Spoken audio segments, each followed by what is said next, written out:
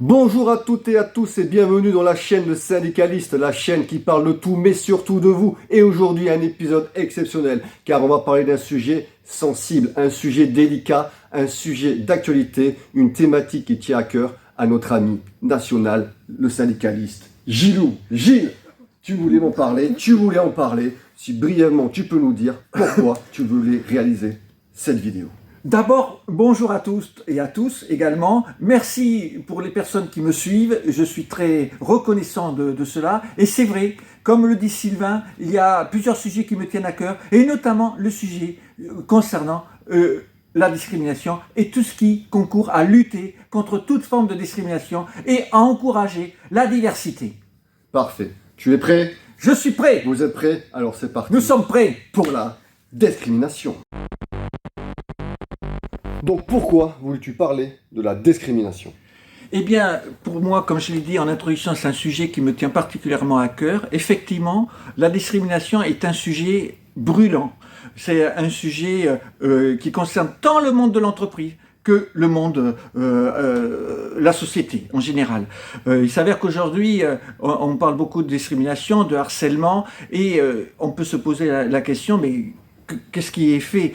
Et donc je me rends compte qu'on en parle beaucoup, mais il n'y a pas toutes les actions qui sont mises en œuvre comme on pourrait le souhaiter. Et donc c'est pour ça qu'aujourd'hui, j'ai décidé de vous en parler et d'échanger avec vous sur ce thème-là qui nous tient tous à cœur, et afin de prévenir des problématiques, notamment, comme on a pu le voir, à certains suicides d'élèves dans l'éducation nationale. Il y a également un thème qui m'est particulièrement à cœur, au-delà du harcèlement. Il y a le harcèlement, bien sûr, qui peut entraîner des conséquences gravissimes et qu'il faut condamner. Et il y a aussi tout ce qui est discrimination, et notamment tout ce qui est homophobie. Et aujourd'hui, on se rend compte que les gens emploient encore des termes qui ne devraient pas l'être, et qui sont homophobes dans toutes les couches de la société, y compris au plus haut niveau et y compris au niveau politique. Alors, je ne ferai pas de politique vis-à-vis de certaines personnes qui ont été d'ailleurs, il y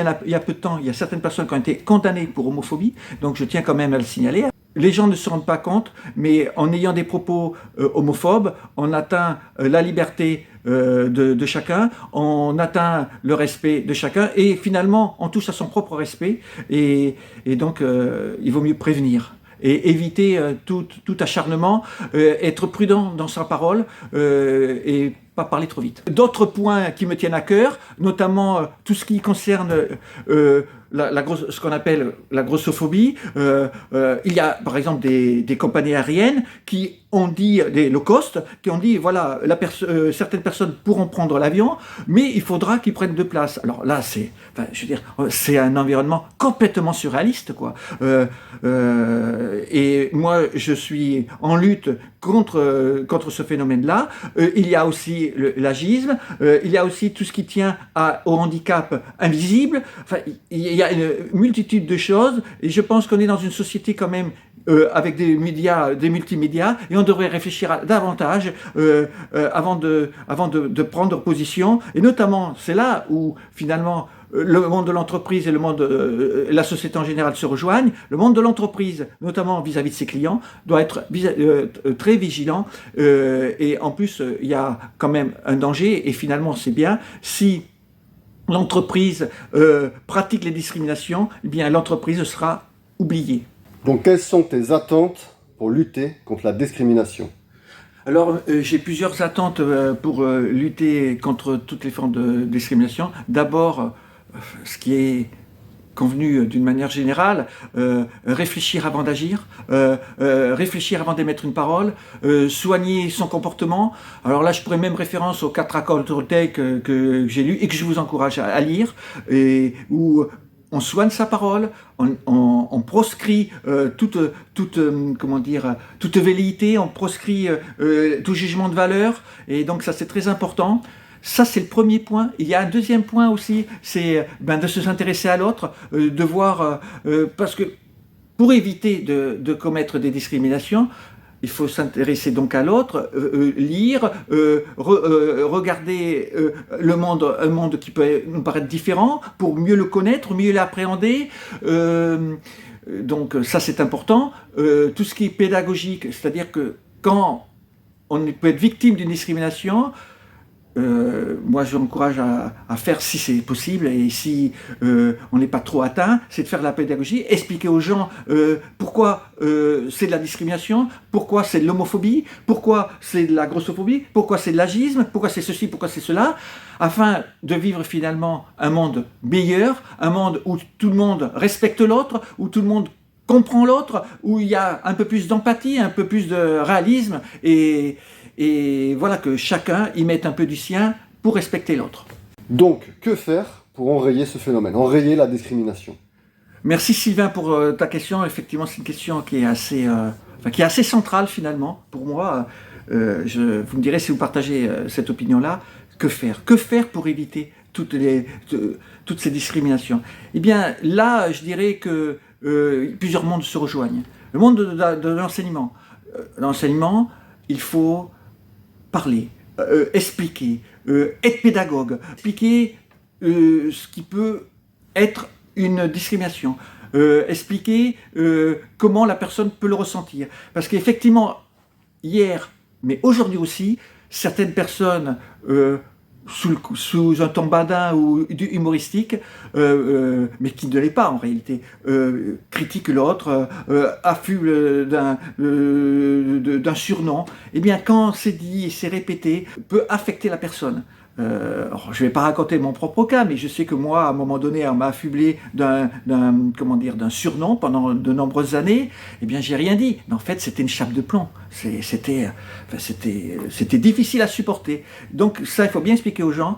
Il faut l'expliquer dans le monde de l'éducation nationale. Il ne faut pas omettre un moment de le faire. Il faut l'expliquer aussi dans le monde de l'entreprise. Donc, expliquer, faire comprendre les choses. Et peut-être aussi faire témoigner les victimes. Comment aller plus loin? Je vais parler du monde de l'entreprise en général, bien évidemment. J'ai contribué à l'accompagnement de certaines personnes, notamment dans le mouvement de transidentité. Et lors de cet accompagnement, j'ai pu voir des responsables de l'entreprise, de plusieurs entreprises au final, et qui m'ont dit avoir respecté les règles. Et aller plus loin, c'est vraiment aller plus loin, aller au-delà du simple respect de ce qui est convenu. C'est-à-dire être à l'écoute de l'autre, d'être empathique, de voir ses besoins, un peu comme si c'était notre client interne. Et donc de faire en sorte que tout se passe bien pour la personne, et tout se passe bien au niveau de l'équipe. Et il y a quelques rouages qui ne fonctionnent pas encore. Alors, je comprends bien, là je parlais d'un domaine très particulier, mais c'est pareil sur le handicap invisible. Sur le handicap invisible, dans le monde de l'entreprise, dans le monde global, eh bien, on voit mieux, on identifie le handicap visible. Mais l'handicap invisible existe aussi, et là il faut s'en préoccuper, il faut porter son attention, une attention fine, une attention appropriée pour que tout se passe bien. Et donc il faut aller au-delà des règles comme ça sur le papier. Voilà. Les règles, ça suffit pas. Il faut un peu s'extirper, quoi. Il faut aller au-delà, à mon avis. Quelle est ta réflexion sur les dogmes? Tout le monde parle de symétrisation. Et je suis réfractaire au dogmatisme. Toute ma vie, j'étais réfractaire au dogmatisme. Déjà, presque par effet, quoi. C'est-à-dire qu'il y a une unité sur une idée. Et par exemple, pour prévenir et lutter contre les discriminations, on ne peut pas se contenter d'une symétrie des attentions. Il faut être beaucoup plus proactif. Il faut se lancer dans le combat et être plus, être préventif, anticiper, expliquer, mais être au final aussi un peu plus coercitif s'il le faut. Et donc, on n'est pas dans la symétrie des attentions. Et moi, je dirais, pour contrebalancer cette idée, je serais plus pour l'asymétrie des attentions, mais avec un L apostrophe, une asymétrie des attentions. Et là, c'est déjà beaucoup plus fin, parce que quand on parle d'asymétrie des attentions, ça veut dire qu'il y a une réflexion plus fine sur les choses. Ce débat, que veux-tu nous dire pour conclure cette vidéo?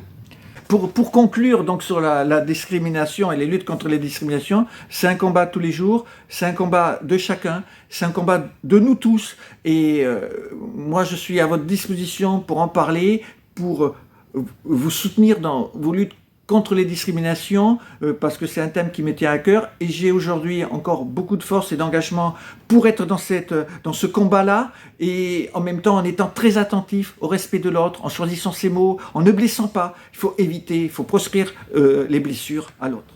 Donc les amis, on a vu que le sujet tenait vraiment à cœur à Gilles, et franchement ça a été une belle prestation, et je pense que ça va faire réfléchir pas mal de monde sur les comportements à adopter, et réfléchir avant de dénigrer les gens. Et n'hésitez pas à venir dans les commentaires pour donc dialoguer avec Gilles, pour pouvoir discuter de tout ça.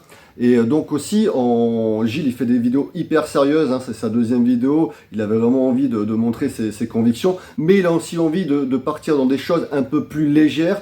Il aimerait bien aussi faire des petites, on va dire des petites satires, des petites comédies sur, on va dire satiriques, sur la vie du quotidien. Est-ce que tu peux nous dire un peu plus sur ta prochaine vidéo? Oui, alors j'ai en tête une réflexion, parce que j'aime bien observer le monde en prenant un petit café ou dans le train, et quelquefois on s'aperçoit de situations qui peuvent être irrésistibles. Alors il y a un petit peu à la fois de candeur, mais aussi c'est un petit peu grinçant, et donc c'est un peu humoristique. Et donc je vous propose la prochaine fois de vous présenter comment dire, un sketch plus humoristique et lié à ma vision de la société, et en étant un peu plus satirique. Eh bien, on attend ça avec impatience. Donc, en attendant, on n'hésite pas à laisser un petit pouce bleu, ça fait toujours plaisir, à partager la vidéo et à vous abonner, ça aide beaucoup la chaîne. Et on vous dit donc au mois prochain pour ce fameux sketch de notre Gilou National. Merci Gilou. Merci, c'était très merci affectif. beaucoup. Merci, à bientôt.